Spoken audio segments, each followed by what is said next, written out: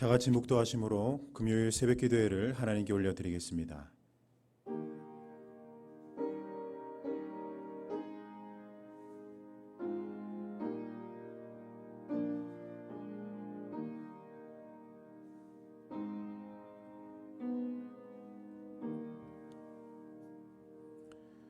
사랑이 풍성하신 하나님, 금요일 아침 이 새벽에 오늘도 주님의 얼굴을 구합니다. 우리의 믿음의 눈을 들어 하나님을 바라볼 때 하나님의 얼굴에서 비치는 그 영광의 빛을 우리 가운데 비추어 주시고, 특별히 그 사랑의 따스함으로 우리를 감싸 주셔서 얼어붙고 두려워하며 근심하는 우리의 마음을 풀어주시고, 다시 한번 주님을 향한 거룩한 갈망을 회복하게 도와주시옵소서. 이 아침에 말씀을 듣고 기도하는 모든 순간 성령의 통제를 받기를 원합니다. 성령 하나님, 우리의 마음 구석구석을 주님께서 주장하여 주시고 함께하여 주심으로 온전한 그리스도의 사람이 될 수 있도록 인도하여 주시옵소서. 마음 안에 주님을 향한 갈망과 함께 여러 가지의 기도의 제목들을 들고 나온 성도들이 있습니다. 그들의 마음을 주님께서 깊이 헤아려 주시고 등을 토닥여 주시며 위로와 응답하심의 은혜로 함께하여 주시옵소서. 주님을 향한 더 큰 사랑과 갈망이 날이 갈수록 커져가기를 간절히 구하오며 예수 그리스도의 이름으로 기도드립니다. 아멘. 오늘 하나님께서 우리에게 주시는 말씀은 마태복음 10장 16절에서 33절까지의 말씀입니다. 마태복음 10장 16절에서 33절까지의 말씀, 제가 가진 성경으로 신약성경 15면에 있습니다. 우리 한 절씩 교독하고 마지막은 합독하도록 하겠습니다. 제가 먼저 읽습니다. 보라, 내가 너희를 보냄이 양을 이리 가운데로 보냄과 같도다. 그러므로 너희는 뱀같이 지혜롭고 비둘기같이 순결하라. 가라, 그들이 너희를 공에 넘겨주겠고 그들의 회당에서 채찍질하리라. 또 너희가 나로 말미암아 총독들과 임금들 앞에 끌려가리니 이는 그들과 이방인들에게 증거가 되게 하려 하심이라. 너희를 넘겨줄 때 어떻게 또는 무엇을 말할까 염려하지 말라. 그때 너희에게 할 말을 주시리니 말하는 이는 너희가 아니라 너희 속에서 말씀하시는 이 곧 너희 아버지의 성령이시니라. 형제가 형제를, 아버지가 자식을 죽는 데 내주며 자식들이 부모를 대적하여 죽게 하리라. 또 너희가 내 이름으로 말미암아 모든 사람에게 미움을 받을 것이나 끝까지 견디는 자는 구원을 얻으리라. 이 동네에서 너희를 박해하거든 저 동네로 피하라. 내가 진실로 너희에게 이르노니 이스라엘의 모든 동네를 다 다니지 못하여서 제자가 그 선생보다 또는 종이 그 상전보다 높지 못하나니, 제자가 그 선생 같고 종이 그 상전 같으면 조카도다. 집주인을 바알세불이라 하였거늘 하물며 그 집 사람들이랴. 그런즉 그들을 두려워하지 말라. 감추인 것이 드러나지 않을 것이 없고 숨은 것이 알려지지 않을 것이 없느니라. 너희에게 어두운 데서 이르는 것을 광명한 데서 말하며 너희가 귓속말로 듣는 것을 집 위에서 전파하라. 몸은 죽여도 영혼은 능히 죽이지 못하는 자들을 두려워하지 말고 오직 몸과 영혼을 능히 지옥에 멸하실 수 있는 이를 두려워하라. 하나살이 오네 팔리지 않느냐. 그러나 너희 아버지께서 허락하지 아니하시면 그 하나도 땅에 떨어지지 아니하리라. 너희에게는 머리털까지 다 세신 바 되었나니 두려워하지 말라. 너희는 많은 참새보다 귀하니라. 누구든지 사람 앞에서 나를 시인하면 나도 하늘에 계신 내 아버지 앞에서 그를 시인할 것이요, 누구든지 사람 앞에서 나를 부인하면 나도 하늘에 계신 내 아버지 앞에서 그를 부인하리라. 아멘. 집안에 머물기를 답답해하는 아이들과 함께 집 앞에 알미공원이나 아니면 놀이터에 잠깐 나가면 저는 아이들의 움직임을 늘 예의주시합니다. 놀다가 위험한 곳에 올라가서 떨어지지는 않을까, 또 정신없이 달리기를 하다가 차가 다니는 도로로 튀어나가지 않을까, 늘 그 위험 요소를 제가 살피면서 아이들과 함께 놀아주죠. 그러다가 정말 아이들이 위험한 행동을 하다가 또는 위험한 장소로 가려고 하면 안 된다, 이리로 와라 하면서 아이들을 통제하기 마련입니다. 왜냐하면 저의 통제 안에 있어야 안전하고 또 그만큼 제가 아이들을 사랑하기 때문이죠. 그런데 24시간 제가 함께 할 수 없습니다. 때론 아이들이 아내와만 있어야 할 때도 있고 친구 집이나 교육기관에 다닐 때는 부모와 떨어져 있어야 하는 시간도 있습니다. 그때는 아이들이 부모의 통제를 온전히 벗어납니다. 제가 함께 할 수 없기에 통제할 수 없는 여러 가지 위험 요소가 뒤따르게 되죠. 그래서 제가 아이들에게 늘 기억해야 될 사항들을 늘 당부하고는 합니다. 얘들아, 잘 모르는 사람이 달콤한 거 준다고 따라가지 마라.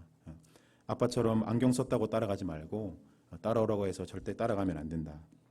또 길을 잃었을 때는 엄마 아빠 이름이랑 번호를 잘 기억해라. 그런 여러 가지의 당부들을 기억시키곤 하죠. 저는 이것이 부모 마음이라고 생각합니다. 험한 세상을 살아가야 할 아이들의 인생을 생각하면 안타깝고 딱하면서 그러면서도 최대한 주의할 것을 알려주고 싶은 마음, 그것이 부모님의 마음이죠. 저는 오늘 본문을 보면서 이 부모 마음이라는 대목이 참 생각이 많이 났습니다. 오늘 본문의 시작인 16절을 한번 보십시오. 예수님께서 제자들을 세상 가운데 보내시면서 이런 말씀을 하는데요. 너희를 세상에 보내는 것이 마치 양을 이리 가운데에 보내는 것 같다라는 것입니다. 저는 예수님이 이 말씀을 그냥 지나칠 수가 없었습니다. 어떤 감정이 들었어요.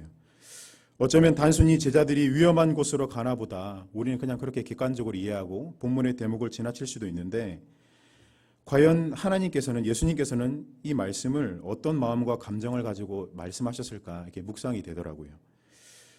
이리 가운데 가는구나, 안녕, 건투를 빈다, 이런 무미건조한 말로 하셨을까? 아마 딱하고 안타까운 부모의 마음이 느껴지지 않습니까?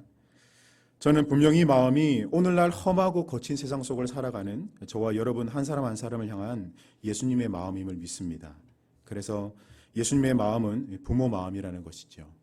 늘 승리하기를 응원하시지만 또 세상의 조롱과 곡해와 또 여러 위기 속에 혼자 넘어져 있고 절망하고 자책하고 또 울고 있지는 않을까.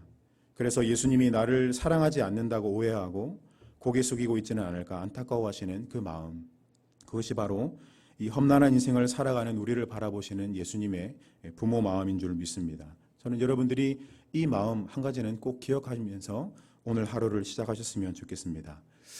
여러분, 그런데 예수님은 제자들에게 너희가 직면할 현실에 대해서 또한 분명히 알려주기도 하셨어요. 우리도 만만치 않은 이 세상의 영적인 현실을 잘 봐야 합니다. 알아야 합니다. 예수님은 장차 되어질 그 예언적 말씀을 본문 속에서 들려주시는데요. 오늘 본문 17절 18절을 보면 너희가 예수 이름을 믿고 주인 삼는다는 이유로 많은 이들의 미움과 박해를 당할 것이다. 심지어 유대사의 동족들이 너희들을 잡아가서 채찍질하고 21절을 보면 너희 형제들, 심지어 너희 가족들도 네가 예수 믿는다는 이유로 증오하고 미워하는 일이 올 거다. 그런 일들을 말씀하신다는 사실입니다. 여러분, 예수님을 믿는 것으로 우리가 받게 될 복과 또 기도의 응답들에 대해서 우리가 많은 생각을 하지만 막상 고난의 때를 준비하라는 이 예수님의 말씀이 어쩌면 우리에게는 참으로 어색하고 참으로 낯설게 느껴질지도 모르겠습니다. 여러분, 종교적 자유가 보장된 이 국가 안에서 고난과 위기, 박해라는 이 말이 참 와닿지 않는 말처럼 여겨지지 않습니까?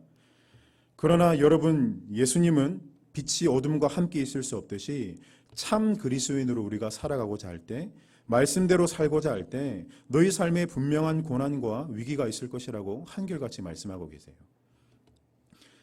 요즘 코로나 집단 감염 사건들로 인해서 그동안 사람들의 마음 안에 있는 그 잔뜩 쌓여있는 스트레스들이 지금 기독교를 향해서 불불 활활 타오르고 있지 않습니까? 기독교 관련 뉴스 댓글들에서 심지어 교회들을 다 불태워버리고 싶다, 그런 댓글도 달려있는 것을 제가 보고 참 놀랐던 적이 있습니다. 더불어 이 성경적 세계관에 맞지 않는 지극히 인본주의적인 세상의 법들이 입법되는 것들을 보면서 참 마음이 아픔을 경험하게 되죠. 사랑하는 여러분, 타협하면 쉽지만 제대로 살고 제대로 살고자 한다면 기독교인으로 참 살기 힘든 시대가 오늘날 시대라고 저는 생각합니다. 그래서 예수님은 오늘 본문을 통해서 사랑하는 자녀들아, 예수 믿는 것 때문에 너희가 여러 가지 시험과 고난을 당하게 되거든 나의 당부를 꼭 기억해 다오, 그렇게 말씀하고 계신 거죠. 그 여러 가지 당부 중에 세 가지를 오늘 함께 나누고 말씀을 마무리하려고 하는데요. 첫 번째로 이 악한 세상 속에서 고난이 우리의 것이 되었을 때, 내 것이 되었을 때 예수님은 우리에게 첫 번째로 지혜를 가지라라고 말씀하고 계십니다. 오늘 16절을 보십시오. 보라, 내가 너희를 보냄이 양을 이리떼 가운데로 보냄과 같도다. 그러므로 너희는 뱀같이 지혜롭고 비둘기같이 순결하라. 여러분, 많은 그리스도인들이 하나님 앞에 바로 서기를 힘쓰고 정직하기를 애쓰면서 경건하기를 힘쓰고 영적으로 성결하기를 원하는 모습들을 참 많이 보죠. 과연 이 악한 세상 속에서 우리가 그렇게 살아가기를 힘쓰는 사람들은 많이 보지만 우리가 그 위기를 어떻게 대처하고 어떻게 지혜롭게 살 것인가를 구체적으로 고민하고 하나님께 지혜를 구하는 사람을 많이 찾아보기는 조금 어려운 것 같습니다. 여러분, 기도도 참 잘할 필요가 있는데요. 상황이 무조건 내 뜻대로 되어지기를, 그 평탄케 되어지기만을 때를 쓴다고 해서 그것이 다 해결되는 것이 아니죠. 내 삶에 닥쳐온 위기, 때로는 세상 사람들의 교묘한 속임 가운데서도 그것을 극복할 수 있는 지혜가 필요하고 그 지혜를 구해야 할 줄로 믿습니다. 여러분, 선한 사역을 힘쓸 때 분명히 위기가 옵니다. 그리스도인으로서 살고자 할 때 분명히 핍박과 영적인 공격이 옵니다. 여러분, 느헤미야와 예수님의 삶이 그러하지 않았습니까? 성벽을 재건하려고 할 때 산발락과 같은 그런 공작 세력들이 있었고 예수님도 공생의 사역 내내 쫓아다녔던 바리새인과 서기관들의 속임과 유혹들이 있었습니다. 그러나 느헤미야, 예수님은 모두 순간순간 지혜로 그 상황들을 극복해 나가는 것을 우리가 말씀 속에서 보게 되죠. 그 지혜는 바로 원천이신 하나님께로부터 주어지는 지혜인 줄로 믿습니다. 여러분, 그래서 우리는 날마다 하나님께 지혜를 허락해 달라고 우리는 기도해야 합니다. 그래서 잠언은 지혜를 구하라, 지혜가 최고라고 고백하는가 하면 야고보서 1장 5절에서는 너희 중에 누구든지 지혜가 부족하거든 모든 사람에게 후히 주시고 꾸짖지 아니하시는 하나님께 구하라, 그리하면 그 지혜를 주시리라, 그렇게 약속하고 계십니다. 여러분, 지혜가 필요하다는 것이지요. 지혜를 많이 구하시는 여러분들이 되시기를 간절히 축복합니다. 여러분, 그런가 하면 두 번째로 이 악한 세상 속에서 고난이 내 것이 되었을 때 예수님이 당부하신 두 번째 덕목은 바로 인내입니다. 여러분, 22절을 한번 보십시오. 또 너희가 내 이름으로 말미암아 모든 사람에게 미움을 받을 것이나 끝까지 견디는 자는 구원을 얻으리라. 여러분, 고난이 내 것이 되었을 때 예수님께서 우리에게 당부하신 것은 인내함, 끝까지 견디는 내적인 힘, 다시 말해서 이 영적인 맷집을 키우라는 거예요. 여러분, 얼마나 우리의 마음이 갈대 같습니까? 실상 우리의 마음이 얼마나 상황 속에서 많이 흔들립니까? 사실 저는 종종 자녀들이 자기 뜻대로 안 된다고 속상하다고 저한테 아빠 미워 이렇게 얘기하면 굉장히 속상하거든요. 마음이 막 흔들립니다. 이 자녀들의 말 한마디에도 속상한 것이 인간이라면 22절에 보면 모든 사람이 나에게 등을 돌리고 모든 사람이 나에게 손가락질하고 불쾌해하고 겁박하기까지 한다면 여러분, 정상적인 사람의 마음으로는 이 불안과 불편한 마음을 없앨 수는 없을 것입니다. 한 사람만 나를 미워한다고 해도 이 손톱 끝에 걸린 가시처럼 늘 신경이 쓰이고 마음이 아픈데 대다수의 사람들이 나를 거절하고 밀어내고 따돌린다면 여러분, 얼마나 인내하기가 힘든 상황이겠습니까? 인생 속에 계속되는 고난과 위기가 있다면 우리도 예수님처럼 인내해야 할 줄로 믿는데 여러분, 그런데 잘 아셔야 하는 것이 성경이 말하는 인내는 자기 힘으로 견디고 꾹꾹 누르는 게 아니라는 거예요. 여러분, 자기 힘으로 견디는 인내, 꾹꾹 누르는 인내는 반드시 상처를 남기고요, 나중에 원망하고 보복을 남기게 됩니다. 여러분, 성경적 인내는 두 가지를 잘 기억하시기를 바라는데요. 먼저 인내는 성령의 열매라는 사실이에요. 여러분, 갈라디아서 5장 22절에 보면 성령의 9가지 열매 중에 네 번째로 오래 참음이 있습니다. 오래 참음, 즉 인내죠. 고난이 내 것이 되었을 때 우리의 인내, 즉 견디는 힘은 성령님으로부터 맺어지는 열매인 줄 믿으시길 바랍니다. 그래서 저도 삶의 시련과 위기가 찾아올 때 스스로 되뇌입니다. 주님, 다시 파도가 오나 봅니다. 스스로 스무업하고 다시 기도 가운데 그 상황을 직면하려고 하는데요.